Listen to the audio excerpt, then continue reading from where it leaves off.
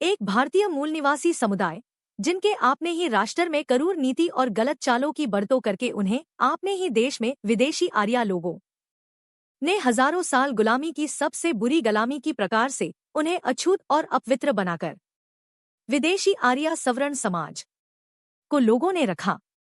वर्तमान में भारतीय मूल निवासी समुदाय वर्ग को भारत में अनुसूचित वर्ग कहा जाता है। यह वर्ग पहले से प्राकृतिक शक्तियों का पुजारी था, फिर भी हजारों वर्षों से सवर्णों के देवी देवताओं की पूजा करता रहा है, पर फिर भी वह उनके लिए अछूत और अपवित्र बना रहा और सवर्ण वर्ग उनके साथ जानवरों से भी बदतर सलूक करता रहा। उनके किसी भी देवी देवता ने उन्हें नहीं रोका। दुर्व्यवहार हजारों साल तक चलता रहा। हजारों समाज सुधारक आए, उनके कारण भारत में किसी खास छोटे से क्षेत्र में अछूत समाज को कुछ राहत मिलती रही, पर अछूतता फिर भी निरंतर चलती रही। इसे रोकने के लिए कोई पक्का काम नहीं हो सका। पूरे भारत भर के अछूत समाज का जीवन बदलने वाला एक ही व्यक्ति है, बाबा साहेब डॉक्टर अंबेडकर। और उन्होंने किसी धार्मिक स्थान पर जाकर किसी देवी देवता की पूजा करके अछूत समाज का जीवन नहीं बदला। वह जानते थे धार्मिक कर्मकांड से अछूतों का जीवन बदलने वाला नहीं है, खास नीति और विचारधारा पर काम करके ही बदल सकता है। उनकी मानव समानता के आधार पर विचारधारा ही थी जिस पर चलकर उन्होंने काम किया। भारतीय मूल निवासी समुदाय के लोगों को बुनियादी मानवाधिकार मिले और उनका विकास का मार्ग खुला। बाबा साहेब ने करोड़ों अछूतों को आम जैसा आदमी बनाया।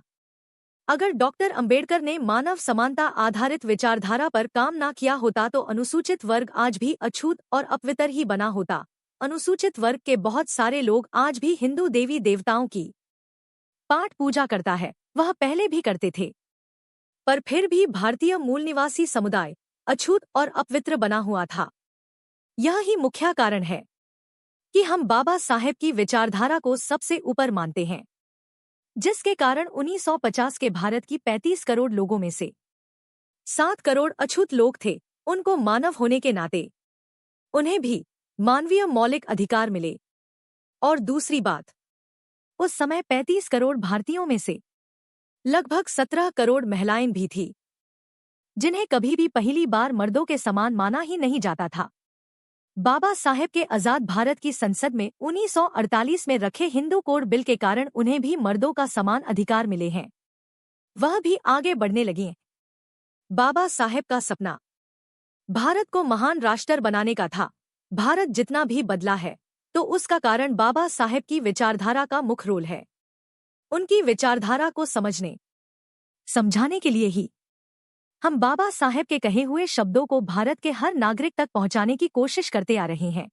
जय भीम साथियों, equality and justice Patiala YouTube channel से मैं इंजीनियर हरदीप सिंह चुंबर बाबा साहेब के एक और भाषण पर नई वीडियो बनाकर साझा कर रहा हूं। आप वीडियो को लाइक और सब्सक्राइब जरूर करें और बाबा साहेब के भाषण को हर नागरिक तक जरूर पहुंचाएं। बाबा साहेब के विचारों को हर नागरिक तक पहुंचाकर ही भारत को महान राष्ट्र बनाया जा सकता है। आज की वीडियो में डॉक्टर अंबेडकर की पहली गोलमेज सम्मेलन के लिए यात्रा और दलित अधिकार। इस वीडियो में डॉक्टर बी.आर. अंबेडकर को गोलमेज सम्मेलन में दलितों का प्रतिनिधित्व करने के लिए इंग्लैंड रवाना होने से पहले 2 अक्टूबर 1930 को बंबई में आयोजित एक सभा का विवरण दिया गया है। सभा में डॉक्टर पी.जी. सोलंकी ने सभापतित्व किया और वक्ताओं ने अंबेडकर की सेवाओं की सराहना की तथा उनकी यात्रा की सफलता की कामना की। जय भीम साथियों, equality and justice Patiala YouTube channel से इंजीनियर हरदीप सिंह चुंबर ने आज की वीडियो के बारे में आपको बता ही दिया है। Please like, share and subscribe this video. Ambedkar की पहली गोलमेज सम्मेलन के लिए यात्रा और दलित अधिकार। इस वीडियो में डॉक्टर बी.आर. अंबेडकर को गोलमेज सम्मेलन में दलितों का प्रतिनिधित्व करने के लिए इंग्लैंड रवाना होने से पहले 2 अक्टूबर 1930 को बंबई में आयोजित एक सभा का विवरण दिया गया है। सभा में डॉक्टर पी.जी. सोलंकी ने सभापतित्व किया और वक्ताओं ने अंबेडकर की सेवाओं की सराहना की तथा उनकी यात्रा की सफलता की कामना की। अंबेडकर ने अपने संबोधन में दलितों के राजनीतिक और सामाजिक कल्याण पर लगातार प्रचार की आवश्यकता पर बल दिया और अपनी पत्रिका को नए नाम जनता से पुनर्जीवित करने की घोषणा की। उन्होंने गोलमेज सम्मेलन के संभावित लाभों पर विश्वास व्यक्त किया, कांग्रेस की कार्यप्रणाली की आलोचना की और स्वराज तथा अल्पसंख्यकों के लिए उचित अंश की मांग की। अंबेडकर ने चेतावनी दी कि यदि स्वर्ण हिंदू समुदाय के प्रभुत्व की सोच के कारण वार्ता असफल हुई तो वे ही दोषी होंगे। साथ ही उन्होंने पुलिस और सेना में दलितों की भर्ती पर लगी रोक हटाने के लिए ब्रिटिश अधिकारियों से बात करने की मंशा भी व्यक्त की। अंत में उन्होंने आंदोलन के सहयोगियों को धन्यवाद दिया और आपसी झगड़ों से बचने की चेतावनी दी, जिससे उनके आंदोलन की शक्ति कम न हो। नमस्कार। जरा सोचिए, भारत का भविष्य वो दांव पर लगा है। Doctor B.R. अंबेडकर लंदन जा रहे हैं एक बहुत ही जरूरी ऐतिहासिक गोलमेज सम्मेलन के लिए, लेकिन जाने से ठीक पहले उन्होंने एक ऐसा भाषण दिया जिसने आने वाले स्वतंत्र भारत की दिशा को हमेशा हमेशा के लिए बदल कर रख दिया। तो चलिए आज उसी ऐतिहासिक भाषण की कहानी को समझते हैं। तो चलिए जरा समय में पीछे चलते हैं। तारीख थी 2 अक्टूबर 1930। जगह बॉम्बे का दामोदर ठाकर से हॉल, और वहां उस हॉल के बाहर 10,000 से भी ज्यादा लोगों का हुजूम इकट्ठा था। और ये सिर्फ एक भीड़ नहीं थी, नहीं, ये एक उम्मीद थी, एक पूरा का पूरा आंदोलन था। देखिए, हवा में उम्मीद तो थी ही, पर साथ ही एक बहुत भारी जिम्मेदारी का बोझ भी महसूस हो रहा था। डॉक्टर अंबेडकर की ये यात्रा कोई आम सफर नहीं थी। ये तो करोड़ों दबे कुचले लोगों की आवाज थी, जो पहली बार दुनिया के सबसे बड़े मंच पर गूंजने वाली थी। सोचिए, दांव पर सिर्फ अधिकार नहीं लगे थे, बल्कि एक पूरे समुदाय का, एक पूरी पीढ़ी का भविष्य लगा हुआ था। तो सवाल ये उठता है कि आखिर उस दिन डॉक्टर अंबेडकर ने कहा क्या था? ऐसा कौन सा शक्तिशाली संदेश था उनका जो आज भी इतना मायने रखता है? चलिए एक एक करके परत दर परत इस ऐतिहासिक भाषण के रहस्यों से पर्दा उठाते हैं। तो आज हम किन किन बातों पर गौर करेंगे? सबसे पहले देखेंगे उस ऐतिहासिक विदाई का माहौल कैसा था। फिर समझेंगे स्वराज पर उनका बिल्कुल अलग नजरिया क्या था, उनकी मांगें क्या थीं, उनका ग्लोबल कैंपेन का प्लान क्या था, और आखिर में अपने लोगों को उन्होंने क्या चेतावनी दी थी। तो सबसे पहले बात करते हैं उस दिन के माहौल की। क्यों जमा हुए थे इतने सारे लोग, और उस दिन की सबसे बड़ी बात क्या थी? तो मंच पर ना एक के बाद एक नेता आ रहे थे, अपनी बात रख रहे थे। Doctor P.G. सोलंकी जैसे बड़े नेताओं ने तो डॉक्टर अंबेडकर को दलितों का एकमात्र सच्चा प्रतिनिधि तक घोषित कर दिया। और फिर वो पल आया जब सबकी निगाहें सिर्फ एक ही इंसान पर टिक गई, डॉक्टर अंबेडकर। अब वो अपनी इस ऐतिहासिक यात्रा का असली मकसद बताने वाले थे। अब आते हैं भाषण के उस हिस्से पर जिसने, सच कहूं तो, भारतीय राजनीति में एक भूचाल सा ला दिया था।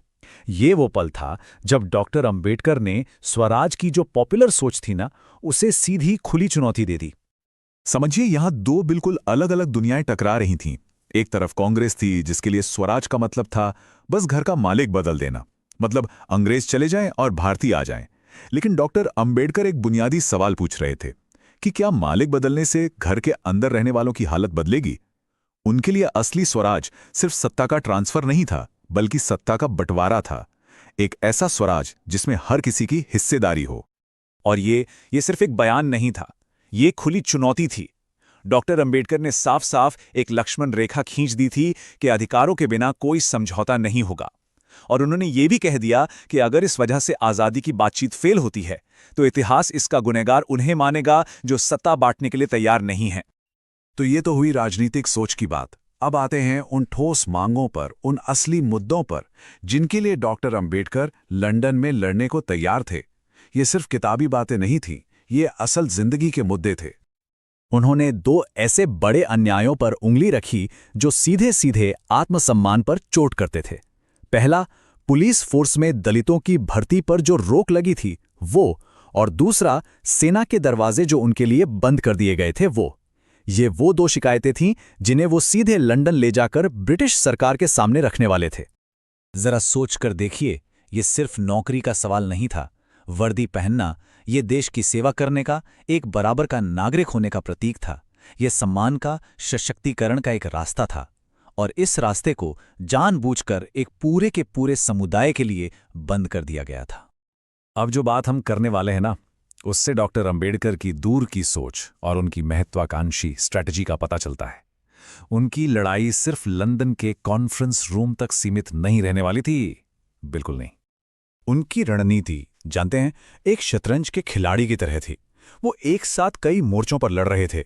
एक तरफ लंदन में बहस करना, दूसरी तरफ ब्रिटिश सरकार से सीधे जाकर बात करना, तीसरी तरफ जनता पत्रिका के जरिए भारत में अपने लोगों से जुड़े रहना, और चौथी तरफ पूरी दुनिया में अपनी आवाज पहुंचाना। ये एक पूरा 360 डिग्री कैंपेन था।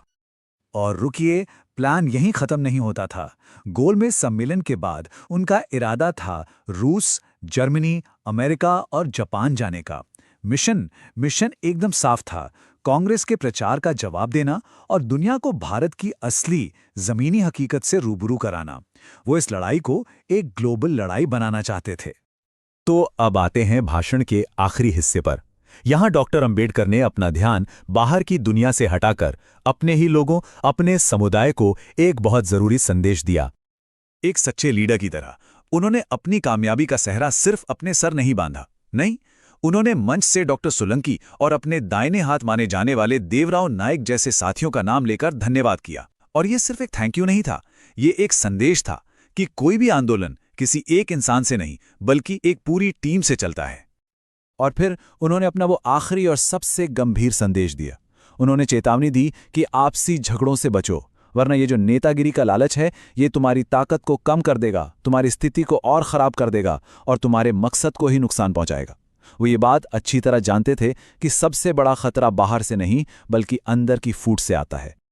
डॉक्टर अंबेडकर की ये आखिरी चेतावनी आज भी उतनी ही सच लगती है, आज भी गूंजती है, और ये हम सबको सोचने पर मजबूर करती है कि क्या किसी बड़े सामूहिक लक्ष्य के लिए अपने अंदरूनी मतभेदों को भुलाया जा सकता है? क्योंकि किसी भी समुदाय की असली ताकत तो उसकी एकता में ही होती है ना। ये सवाल उस वक्त भी जरूरी था और शायद आज ये और भी ज्यादा जरूरी हो गया है। आज हम इतिहास की एक शाम में चल रहे हैं। तारीख है 2 अक्टूबर 1930, जगह है बम्बई, दामोदर ठाकर से हॉल के बाहर का मैदान। खचाखच भरा हुआ है, लगभग 10,000 लोग जमा हैं और वे सब एक शख्स को सुनने आए हैं जो दलित समुदाय की उम्मीदों का बोझ अपने कंधों पर लेकर लंदन जाने की तैयारी में है, डॉक्टर B.R. अम्बेडकर। आज हमारे पास उसी शाम दिए गए उनके भाषण का पूरा ब्यौरा है और हम इसी में थोड़ा और गहराई से उतरकर ये समझने की कोशिश करेंगे कि उस एक भाषण में डॉक्टर अंबेडकर ने आने वाले कई सालों की अपनी पूरी राजनीतिक रणनीति की नींव कैसे रख दी थी। बिल्कुल, और ये समझना बहुत जरूरी है कि ये कोई मामूली विदाई भाषण नहीं था। अच्छा, ये एक तरह का कह सकते हैं राजनीतिक घोषणा पत्र था। एक तरफ वो अपने लोगों को बता रहे थे कि वो लंदन में उनके लिए क्या हासिल करने जा रहे हैं, और दूसरी तरफ वो कांग्रेस और ब्रिटिश सरकार दोनों को एक बहुत साफ संदेश दे रहे थे। इस एक भाषण में हमें उस दौर की राजनीति की सारी परतें, सारे तनाव वो साफ साफ दिखाई देते हैं। तो चलिए उस माहौल को थोड़ा और महसूस करने की कोशिश करते हैं। 10,000 लोग, पुरुष और महिलाएं, अपने नेता को विदा करने आए हैं जो गोलमेज सम्मेलन में उनका पक्ष रखने जा रहे हैं। गोलमेज सम्मेलन मतलब वो बड़ी बैठकें जहां अंग्रेज और भारत के नेता देश के भविष्य का संविधान तय करने के लिए इकट्ठा हुए थे। तो जाहिर है माहौल में एक अजीब सी उम्मीद और घबराहट दोनों होंगी। बिल्कुल, उस भीड़ में बहुत उमंग थी, जैसा कि रिकॉर्ड्स बताते हैं। उन्हें लग रहा था कि पहली बार कोई उनकी आवाज को दुनिया की सबसे बड़ी पंचायत में उठाने जा रहा है। सभा की अध्यक्षता कर रहे डॉक्टर P.G. सोलंकी ने अपने भाषण में कहा भी कि डॉक्टर अंबेडकर से बेहतर कोई और व्यक्ति दलितों का पक्ष रख ही नहीं सकता। सोचिए, एक पूरे समुदाय ने अपनी सारी उम्मीदें एक इंसान पर टिका दी थीं। हाँ, ये सिर्फ एक नेता को भेजना नहीं था। नहीं, ये अपनी किस्मत को दांव पर लगाना था। उनकी बड़ी बड़ी बातों से नहीं करते, वो एक बहुत ही जमीनी बात से शुरू करते हैं। वो कहते हैं कि दलितों के बीच लगातार प्रचार करने की जरूरत है ताकि वो अपने अधिकारों को लेकर जागरूक बने जी। और इसके लिए वो अपनी पुरानी पत्रिका को जनता नाम से दोबारा शुरू करने का ऐलान करते हैं। और ये उनकी रणनीति का पहला और सबसे अहम हिस्सा था। इसे एक तरह की राजनीतिक शतरंज कह सकते हैं। वो जानते थे कि लंदन में उनकी आवाज में दम तभी होगा जब यहाँ भारत में हजारों लाखों लोग उनके पीछे संगठित खड़े हों। वो लंदन में सिर्फ एक प्रतिनिधि बनकर बहस नहीं करना चाहते थे, वो एक आवाज बनना चाहते थे। हाँ, वो वहां एक जागृत समुदाय की सामूहिक आवाज बनना चाहते थे। जनता पत्रिका सिर्फ एक अखबार नहीं था, वो जमीन पर अपनी सेना को तैयार करने, उन तक अपनी बात पहुंचाने और आंदोलन को जिंदा रखने का एक जरिया थी। कांग्रेस, वो कहते हैं कि कांग्रेसी कह रहे हैं कि गोलमेज सम्मेलन से कुछ नहीं होगा, ये सब बेकार है। लेकिन डॉक्टर अंबेडकर कहते हैं कि उन्हें उम्मीद है कि इससे कुछ अच्छा जरूर निकलेगा, खासकर दलितों के लिए। और यहाँ हमें उस दौर के दो बड़े राष्ट्रवादी नजरियों का टकराव साफ साफ दिखता है। कांग्रेस का रास्ता था असहयोग, बहिष्कार। उनका मानना था कि इन कॉन्फ्रेंसेस में जाकर अंग्रेजों को वैधता देने का कोई मतलब नहीं, आज़ादी लड़कर लेनी होगी। वहीं डॉक्टर अंबेडकर का नजरिया ज्यादा व्यवहारिक था। उनका मानना था कि अगर बातचीत का एक दरवाजा खुला है जहां हम अपने लोगों के हक की बात रख सकते हैं, हाँ, तो हमें जाना चाहिए। तो हमें उस दरवाजे से अंदर जरूर जाना चाहिए। उसे यूं ही छोड़ देना बेवकूफी होगी। लेकिन एक मिनट, क्या कांग्रेस के नजरिए में कोई दम नहीं था? उनका भी तो तर्क था कि इन सम्मेलनों में जाकर आप ब्रिटिश सिस्टम को एक तरह से मान रहे हैं। क्या ये एक तरह का जाल नहीं था? सवाल बहुत अच्छा है और ये एक जायज डर भी था। कांग्रेस को लगता था कि ये अंग्रेजों की फूट डालो और राज करो की नीति का ही एक हिस्सा है। लेकिन डॉक्टर अंबेडकर के लिए समीकरण अलग था। वो देख रहे थे कि कांग्रेस के नेतृत्व वाले स्वतंत्रता आंदोलन में दलितों के सामाजिक सवालों को नजरअंदाज किया जा रहा है। उनके लिए सवाल सिर्फ अंग्रेजों से आजादी का नहीं था, बल्कि भारत के अंदर की गुलामी से भी था। बिल्कुल, भारत के अंदर सामाजिक गुलामी से आजादी का भी था। इसलिए उनके लिए गोलमेज सम्मेलन एक जाल नहीं बल्कि एक मौका था, अपनी शर्तों पर आजादी की बात करने का मौका। और वो अपनी शर्तें बहुत साफ शब्दों में रखते हैं। वो कहते हैं दलित भी कांग्रेसी की तरह ही स्वराज्य की मांग करते हैं, लेकिन इसके आगे वो एक बहुत बड़ा लेकिन जोड़ देते हैं। वो उस डर को आवाज देते हैं जो शायद उस भीड़ में मौजूद हर दलित के मन में था। हाँ, और वो डर ये था कि अगर अंग्रेज भारत को जैसा का तैसा छोड़कर चले गए तो क्या होगा। डॉक्टर अंबेडकर इसका विश्लेषण करते हैं और कहते हैं कि इसका मतलब होगा कि सत्ता अंग्रेजों के हाथ से निकलकर सीधे सीधे सवर्ण उन्नत हिंदू समुदाय के हाथ में चली जाएगी। मालिक बदल जाएंगे, बस मालिक बदल जाएंगे और दलितों के लिए कुछ नहीं बदलेगा। वो कह रहे थे कि हम एक गोरे मालिक की जगह एक देसी मालिक को कबूल करने के लिए तैयार नहीं है। ये तो उस समय के राष्ट्रवादी माहौल में बहुत बड़ी और साहसी बात रही होगी। एक तरफ पूरा देश अंग्रेजों भारत छोड़ो कह रहा है और यहाँ डॉक्टर अंबेडकर कह रहे हैं कि रुको, पहले ये तय करो कि अंग्रेजों के जाने के बाद भारत कैसा होगा। बिल्कुल, ये एक तरह से स्वतंत्रता की परिभाषा को ही चुनौती देना था। उनके लिए राजनीतिक स्वतंत्रता और सामाजिक स्वतंत्रता ये दोनों अलग अलग चीजें नहीं थी। एक के बिना दूसरी अधूरी और बेमानी थी। और फिर वो बात कहते हैं जो एक तरह से सीधी चेतावनी थी। वो कहते हैं कि अगर गोलमेज सम्मेलन इस वजह से फेल होता है कि सवर्ण हिंदू प्रतिनिधि अल्पसंख्यकों को उनके अधिकार देने से मना कर देते हैं, तो इसकी जिम्मेदारी कांग्रेस की होगी। हाँ, इसकी पूरी जिम्मेदारी कांग्रेस और सवर्ण हिंदुओं की होगी। वाह, मतलब उन्होंने पहले ही तय कर दिया था कि अगर बातचीत नाकाम हुई तो उसका ठीकरा किसके सिर फूटेगा। ये तो एक बहुत ही जबरदस्त राजनीतिक दांव था। हाँ, ये एक मास्टर स्ट्रोक था। वो हिंदू प्रतिनिधियों पर एक नैतिक दबाव बना रहे थे। वो कह रहे थे कि गेंद अब आपके पाले में है। अगर आप सच में एक अखंड आजाद भारत चाहते हैं तो आपको अपने ही देश के करोड़ों लोगों की बात सुननी होगी, उन्हें हक देना होगा। वो कांग्रेस के राष्ट्रवाद को कटघरे में खड़ा कर रहे थे और पूछ रहे थे कि क्या आपके राष्ट्र में हमारे लिए कोई जगह है। तो एक तरफ वो देश के अंदर ये राजनीतिक जमीन तैयार कर रहे थे, लेकिन उनका प्लान सिर्फ यहीं तक सीमित नहीं था। भाषण में आगे पता चलता है कि उनके दिमाग में एक अंतर्राष्ट्रीय रणनीति भी चल रही थी। हाँ, और ये हिस्सा उनकी दूरदर्शिता को दिखाता है। उन्होंने ऐलान किया कि वो सम्मेलन के बाद भी इंग्लैंड में ज्यादा दिन रुकेंगे और इसकी वजह थी दलितों की दो बहुत ही ठोस शिकायतें सीधे ब्रिटिश सरकार के सामने रखना। पहली, पुलिस में दलितों की भर्ती पर लगी रोक और दूसरी, फौज में भर्ती पर लगी रोक। वो इन मुद्दों को भारत में नहीं बल्कि सीधे लंदन में बैठे युद्ध कार्यालय मतलब वॉर ऑफिस और ब्रिटिश मंत्रालय के सामने उठाना चाहते थे। और ये सिर्फ नौकरी का सवाल नहीं था, है ना? पुलिस और फौज में होना उस जमाने में ताकत और सम्मान का प्रतीक था। बिल्कुल, ये सिर्फ रोजगार नहीं बल्कि इज्जत और राजकाज में हिस्सेदारी का सवाल था। इन सेवाओं पर लगी रोक को हटाना दलित समुदाय के सशक्तिकरण के लिए एक बहुत बड़ा सांकेतिक और वास्तविक कदम होता। वो सिर्फ संविधान में लिखे जाने वाले अधिकारों की बात नहीं कर रहे थे, वो जमीन पर दिखने वाले बदलाव की लड़ाई लड़ रहे थे। लेकिन जो बात मुझे सबसे ज्यादा हैरान करती है वो है उनकी इसके आगे की योजना। वो सिर्फ इंग्लैंड में नहीं रुकना चाहते थे। उन्होंने कहा कि वो रूस, जर्मनी, अमेरिका और जापान भी जाएंगे। उस जमाने में जब सफर करना इतना मुश्किल था, ये सोचना भी बहुत बड़ी बात थी। ये बहुत ही महत्वाकांक्षी योजना थी। वो समझ चुके थे कि ये लड़ाई सिर्फ भारत और ब्रिटेन के बीच नहीं लड़ी जा सकती, अंतर्राष्ट्रीय जनमत का भी एक दबाव होता है। बिल्कुल। उनका तर्क साफ था, अगर कांग्रेस दुनिया भर में जाकर अंग्रेजों के खिलाफ प्रचार कर सकती है और सहानुभूति बटोर सकती है, तो मैं क्यों नहीं दुनिया को जाकर बता सकता कि भारत में आज़ादी की लड़ाई कितनी जटिल है। यहाँ सिर्फ एक नहीं बल्कि कई तरह की गुलामियां हैं और दलितों की गुलामी उनमें सबसे पुरानी और गहरी है। पर क्या ये जोखिम भरा नहीं था? मतलब भारत के अंदरूनी मामलों को अंतर्राष्ट्रीय मंच पर ले जाने से अंग्रेजों को ये कहने का मौका नहीं मिल जाता कि देखिए ये लोग तो आपस में ही लड़ रहे हैं, ये आज़ादी के काबिल नहीं है। बहुत बड़ा जोखिम था। ये दाव उल्टा भी पड़ सकता था। अंग्रेज इसे फूट डालो और राज करो की अपनी नीति को सही ठहराने के लिए इस्तेमाल कर सकते थे। लेकिन डॉक्टर अंबेडकर के लिए चुप रहने का जोखिम इससे भी कहीं ज्यादा बड़ा था। उन्हें डर था कि अगर दुनिया ने सिर्फ कांग्रेस का पक्ष सुना तो दलितों की आवाज हमेशा के लिए दब जाएगी।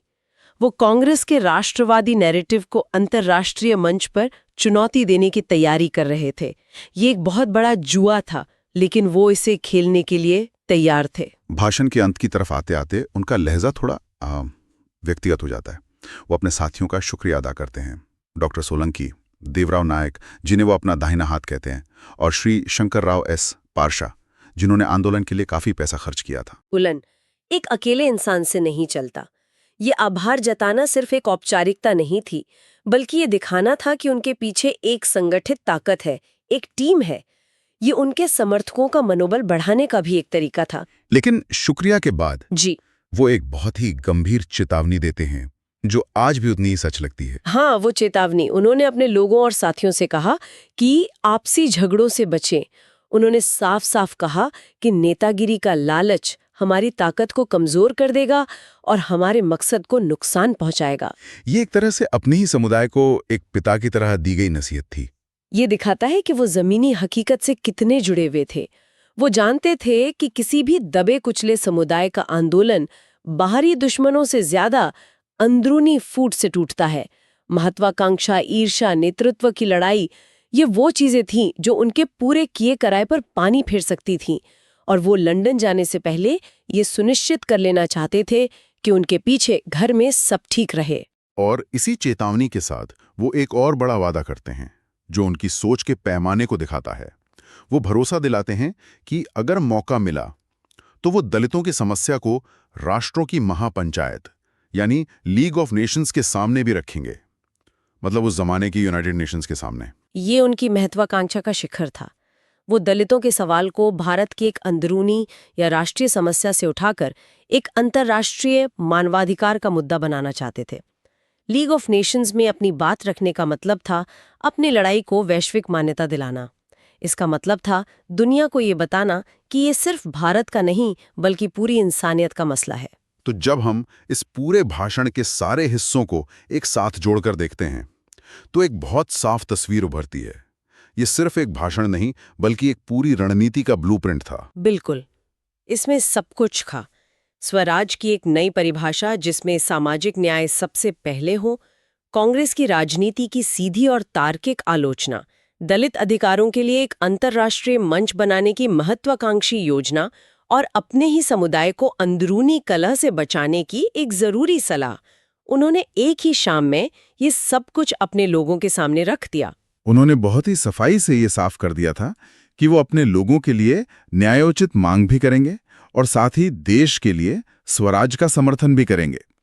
ये एक बहुत ही नाजुक संतुलन था जिसे वो साधने की कोशिश कर रहे थे। वो एक ही समय में एक राष्ट्रवादी भी थे और अपने समुदाय के लिए एक क्रांतिकारी नेता भी। सही कहा। और यहीं पर ये चर्चा एक बड़े सवाल पर आकर रुकती है जिस पर हमारे श्रोता सोच सकते हैं। सवाल ये है कि कोई भी नेता किसी एक विशेष समुदाय के अधिकारों की लड़ाई और पूरे राष्ट्र की आज़ादी जैसे एक बड़े लक्ष्य के बीच संतुलन कैसे बनाता है, खासकर तब जब ये दोनों लक्ष्य कभी-कभी एक दूसरे के विरोधी दिखाई देते हों। ये वो दुविधा है जिससे डॉक्टर अंबेडकर उस शाम जूझ रहे थे और शायद हर वो नेता जूझता है जो किसी हाशिए पर पड़े समुदाय की आवाज बनता है। जय भीम साथियों। साथियों, अब तो जाग जाओ। जागोगे तो ही एक हो सकते हो। चलो एक हो जाओ। Friends, wake up now. If you don't wake up now, when will you wake up? Ambedkarites, unite. साथियों, अब तो जाग जाओ। अब नहीं जागोगे तो कब जागोगे? अंबेडकवादियों, सब एक हो जाओ। साथियों, अब तो जाग जाओ। अब नहीं जागोगे तो कब जागोगे? अंबेडकवादियों, सब एक हो जाओ। धन्यवाद साथियों। आप चुंबर साहब के बनाए वीडियो के साथ जुड़े रहे। आप equality and justice Patiala YouTube channel के साथ जुड़े रहें। अगर आपको पसंद आए तो कृपया इसे लाइक, शेयर और कमेंट करें। हम रोजाना नॉलेज ऑफ कॉन्स्टिट्यूशन, संविधान का ज्ञान और बाबा साहेब के भाषणों पर और बुद्धा एंड हिज धामा पर वीडियो बनाकर चर्चा करते हैं। अगर चाहते हैं कि आपके भाई, बहन और मित्रों को भी संविधान का, तो कृपया इस वीडियो को उनके साथ साझा जरूर करें। आपके पास वीडियो पहुंचती रहे तो आप चैनल को सब्सक्राइब जरूर करें। अब हमें अनुमति दें। जय भीम, जय भारत, जय संविधान। Please take care your own self.